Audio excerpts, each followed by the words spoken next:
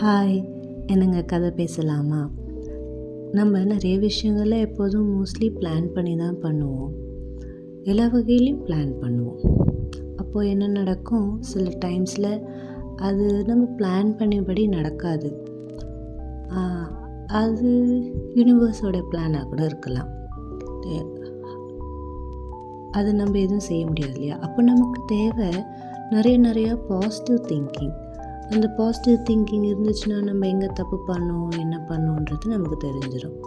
ஆனால் இதே நேரத்தில் ஒரே ஒரு பிஞ்ச் ஆஃப் டார்க்னஸ், ஒரு பிஞ்ச் ஆஃப் டவுட், ஒரு பிஞ்ச் ஆஃப் கோவம், ஒரு பிஞ்ச் ஆஃப் என்ன இது நம்ம பிளான் பண்ணிபடி நடக்கலை அப்படின்னு நம்ம திங்க் பண்ணும்போது நம்மளோட என்டையரான ட்ரூவான கலர் சுத்தமாக காணாமல் போயிடும்.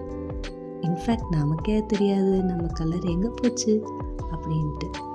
அதனால் காமாக இருந்து எல்லாத்தையும் ட்ரை பண்ணி பார்ப்போம்.